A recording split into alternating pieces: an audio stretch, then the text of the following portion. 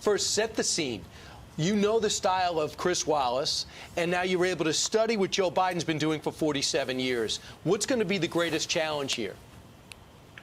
Well, I don't know which Biden is going to show up, because I watched him during the debates where they had 20 people on the stage, and before they started culling it out, and I watched him, and he was a disaster.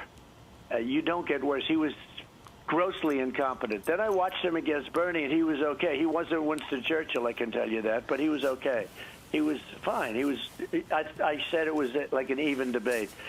And so I said, what did he do? So, I mean, what happened to him all of a sudden? Because he was okay. And Bernie was okay. It was an extraordinarily boring debate. But he got through it. And I said, what's the difference between now and some of those classic moments in the other debates?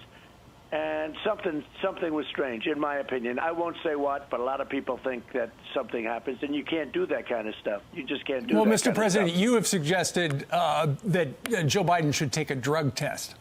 I do. I would take one too. Yeah, I would. Say you think he's taking some sort of drugs to pep him up?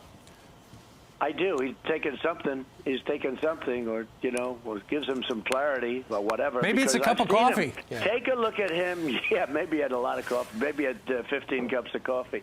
I'll tell you what. I've seen him in the debate with the other people, including Kamala, and nobody treated him worse than Kamala. He picked Kamala, and nobody treated him worse. Called him a racist, called him everything you can be called. Then he says, I'm going to pick Kamala. And Kamala has her own problems. I mean, she went from 15 down to nothing. She dropped out before they got to Iowa. So I think she's not a good choice. I think she's compared to Mike Pence, who's been a great vice president. He's been a great vice president, and you guys know that very well.